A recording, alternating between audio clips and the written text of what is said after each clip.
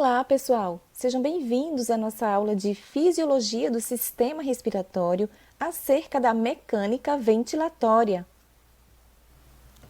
O nosso sistema respiratório tem como função principal fornecer oxigênio ao nosso organismo e eliminar o dióxido de carbono, mais conhecido como gás carbônico. Vamos entender como essa mecânica funciona. Didaticamente, podemos separar as fases da nossa respiração em três eventos distintos, porém relacionados. São eles a ventilação pulmonar, a respiração pulmonar e a respiração periférica. Nesta aula, abordaremos a ventilação pulmonar, que refere-se à entrada e à saída do ar que acontece entre a atmosfera e os pulmões. A entrada do ar chama-se de inspiração e a saída do ar de expiração. Este processo de inspiração e expiração acontece dentro das vias aéreas superiores e inferiores, que, como vimos nas aulas anteriores, são tubos por onde o ar transita.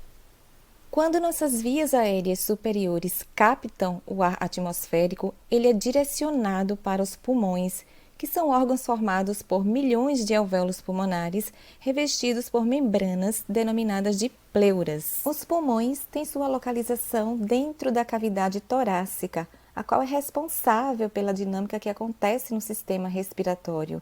Sem a cavidade torácica, o sistema respiratório não teria a funcionalidade que possui. Precisamos considerá-la como um todo. As membranas pleurais são finas camadas, onde uma delas tem sua face voltada para o pulmão, sendo denominada de pleura visceral, e a outra tem seu lado voltado para a cavidade intratorácica, denominada de pleura parietal. Nesta imagem, podemos observar os pulmões direito e esquerdo, envoltos pelas pleuras viscerais, também direita e esquerda, que estão intimamente ligadas com os pulmões. Observem agora as pleuras parietais, que não estão diretamente ligadas com os pulmões, mas sim com as cavidades intratorácicas, que não estão aparentes nesta imagem. Entre as pleuras existe um pequeno espaço chamado de cavidade pleural, onde contém o líquido pleural, que lubrifica as superfícies intrapleurais, permitindo que uma deslize sobre a outra durante os movimentos respiratórios. Esse líquido pleural está sempre sendo sugado por canais linfáticos, fazendo com que a pressão intrapleural seja sempre menor do que a pressão atmosférica, mantendo uma intensa conexão entre essas duas pleuras. Esta mecânica ventilatória ocorre pela ação dos músculos respiratórios, que são músculos esqueléticos estriados, tendo o diafragma como principal músculo responsável por esse evento, o qual ocorre também pela ação dos músculos auxiliares da respiração. De modo geral, o mecanismo de inspiração e expiração acontecem de forma basal, sendo involuntária, ou seja, independente da nossa vontade, bem como de forma voluntária, que é quando forçamos a entrada de ar nos pulmões. Vamos entender como ocorre esta mecânica de inspiração basal e forçada, e expiração basal e forçada também. Vamos entender primeiro a inspiração basal. Ela acontece em condições de repouso. A contração do diafragma ocorre de forma involuntária, porém ativa, com gasto energético. Esta contração é acionada por estímulos nervosos oriundos do tronco encefálico, também conhecido como medula oblonga. Esses estímulos percorrem os nervos frênicos, oriundos dos segmentos cervicais de C3 a C5, em direção ao músculo diafragma. No momento em que o impulso nervoso alcança o diafragma, tem início o processo de inspiração. Nesse momento, o diafragma se contrai, tracionando sua cúpula para baixo, juntamente com as superfícies inferiores dos pulmões, expandindo a cavidade torácica no sentido céfalo-caudal, alargando o diâmetro lateral do tórax por elevação das costelas inferiores, bem como o diâmetro antero-posterior por elevação das costelas superiores através do externo. Esta ação diminui a pressão dentro do tórax e rapidamente o ar que está no meio de maior pressão, que é a atmosfera, é sugado para o meio onde há menor pressão, que nesse caso são os pulmões. Cessando a inspiração basal, temos agora a expiração basal. Ela se dá de forma passiva, sem gasto energético, apenas pelo relaxamento do diafragma.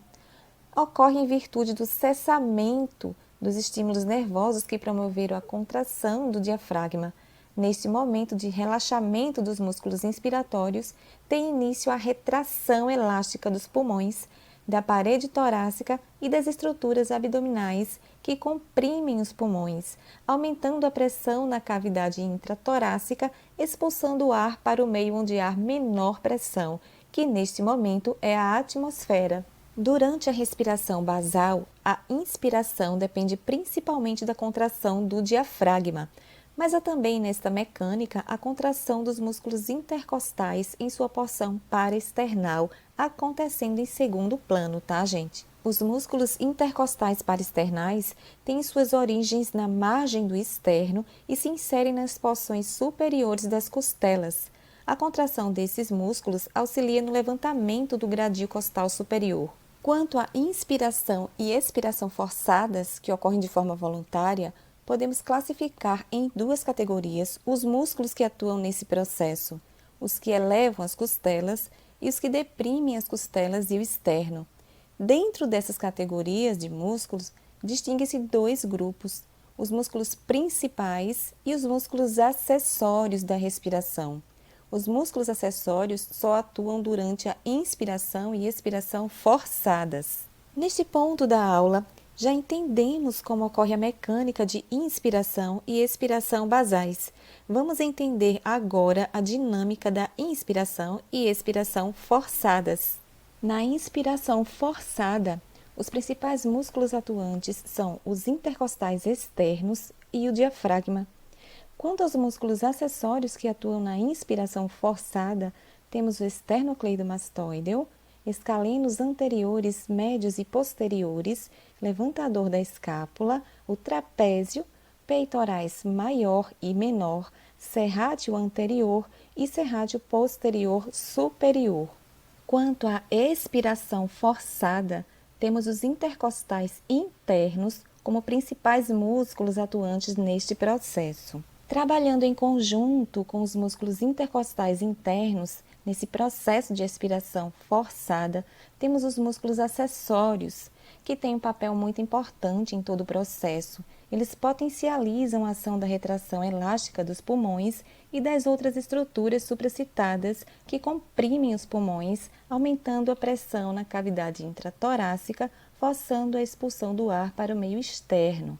São eles o reto abdominal, oblíquo externo, oblíquo interno, transverso do abdômen, grande dorsal, serrátil posterior inferior e quadrado lombar.